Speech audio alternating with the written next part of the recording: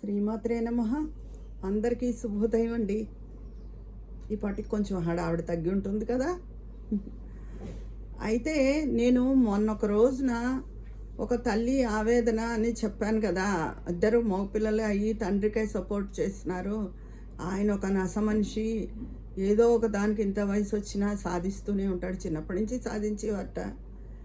అప్పుడు చిన్నప్పుడు పెట్టుపోతలు చాలలేదని తల్లితో కలిసి చెల్లెళ్ళతో కలిసి కొంచెం ఎత్తిపొడుపు మాటలుగా మాట్లాడేవారు. పెద్దయ్య కూడా ప్రతి పనిలోకి వంక పెడుతూ ఏదో ఒకటి అంటూ ఉంటారట. సన్నగా రెండో కంటి వాడికి తెలియకుండా అలా నసపెడుతూనే ఉంటారు.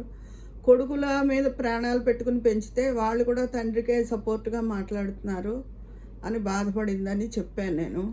ఎవరి మీద ప్రేమ పెంచుకోవద్దు, మీరు దైవం మీద పెంచుకుని మీ పనులు మీరు ఇంట్లో చేసేయండి, ఎక్కువ ఎవరితో మాట్లాడొద్దని చెప్పాను సలహా. మరి ఏం చెప్తాం, అంతకన్నా ఇదేం వదిలేసి వయసు కాదు. ఇంకా పిల్లలు సెటిల్ అవ్వలేదు, ఉద్యోగాలు రాయడం, అయినా వదిలేసి మాత్రం ఏం చేస్తారు. ఇంకో చోట ఎక్కడికైనా వెళ్తే 45-50 ఏళ్ల వయసులో ఆవిడ ఎక్కడికి వెళ్తారు. ఇంకో చోట ఏదో వైకుంఠం ఉంటుంది అనేది. పైగా ఆవిడకి వేరే ఆవిడ జాబ్ అది ఏమి చేయడం లేదు. ఆర్థిక స్వతంత్రం ఉన్నా కూడా కష్టం. కాకపోతే తోబుట్టువులు వాళ్ళు ఉంటే 4 రోజులు వాళ్ళ ఇంటికి వెళ్ళి కాస్త రిలీఫ్గా ఉండొచ్చు. ఆవిడకి 2 అన్నగారులేట. పెద్ద ఆవిడ ఎక్కడికి వెళ్ళడానికి ఇష్టపడలేదు. కాకపోతే ఇప్పుడు నేను చెప్పిన సలహా వల్ల పాపం ఆవిడకి జరిగిన నష్టం ఏమిటి అంటే నాకు బాధ వేసింది. నువ్వు నీ పని నువ్వే చేసుకుంటూ మాట్లాడలేదే, ఎవరితోనూ మాట్లాడలేదే అని సాధిస్తున్నట్ట. అప్పుడు అన్న, మీరు అలా మెతగ్గా ఉంటే అలాగే అంటారండి, మాట్లాడితే ఏముంది, ఏదో ఒక వాదనే కదా, నేను నా పనులు నేను చేసుకుంటాను అని మీరు చెప్పాలి గట్టిగా. మెతగ్గా ఉంటే అలాగే మెత్తవాడిని చూస్తే మొత్త బుద్ధి అవుతుందంటారు అని. ధర్మం తప్పకూడదు, మెతగ్గా ఉండకూడదు. చూడండి, ఒక కథ మీరు వినే ఉంటారు.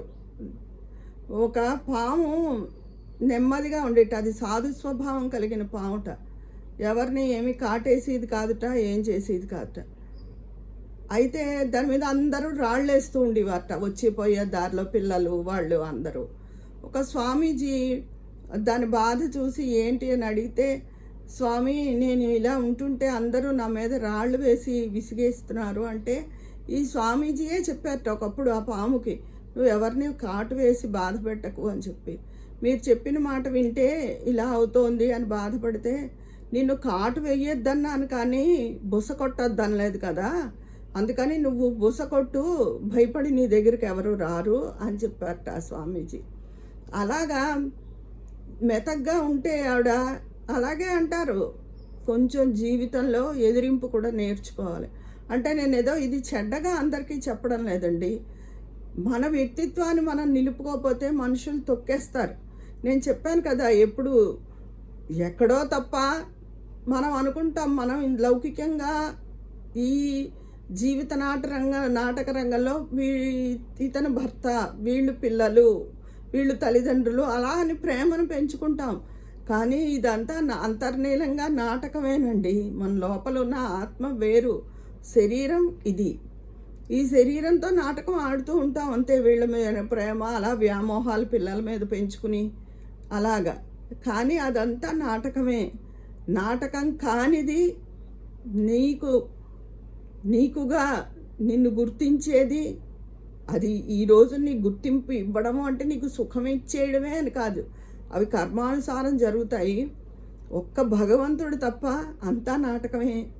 ఈ పిల్లలు అనుకుంటున్న మమకారం వాళ్ళు ఎవరో ఊరికే డ్రామా, ఇదంతా ఒక డ్రామా అన్నమాట. డ్రామాలో ఎవరి పాత్ర వాళ్ళు పోషిస్తూ ఉంటారు. అందులో దుష్టబుద్ధి బయటపడుతూ ఉంటుంది. సద్బుద్ధి ఉన్న వాళ్ళు సద్బుద్ధితో ప్రవర్తిస్తారు. అలా రకరకాలుగా ఉంటుంది. ఇవన్నీ ఒక్కొక్కసారి చెప్పినా అర్థం అవుతుంది, చాలా లోతుకి వెళ్ళాలి.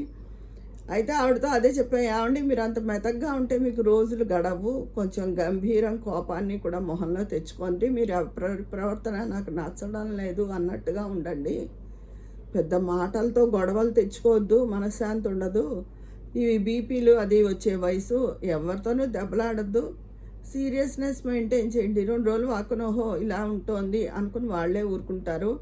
ఒక మాట మిమ్మల్ని అనడానికి కూడా ఒక అడుగు వెనక్కి వేస్తారు.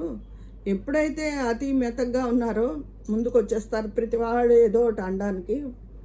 ఎవరైనా సరే నేను చెప్తున్నానండి, మన తప్పు లేనప్పుడు మనని ఒక మాట అనడానికి వెనకడుగే వెయ్యాలి. మన దగ్గరికి దరిదాపుల్లోకి మాట అనడానికి రానివ్వకూడదు ఎవరిని.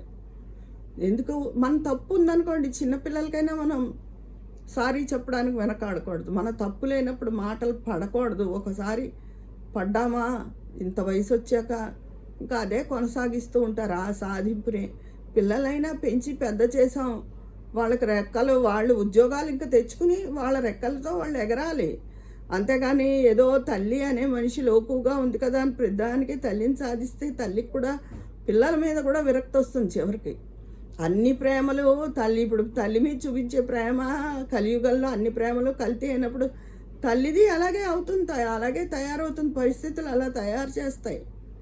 అందుకని ఆవిడతో అదే చెప్పాను, ధైర్యంగా ఉండండి, మెతగ్గా ఉండద్దు అని. ఈ పాము కథ కూడా ఆవిడకు ఉపమానంగా చెప్పాను. ఆవిడకి అది చాలా నచ్చింది. కాటేద్దు, బుస కొట్టండి, భయపడతారు అని చెప్తాను.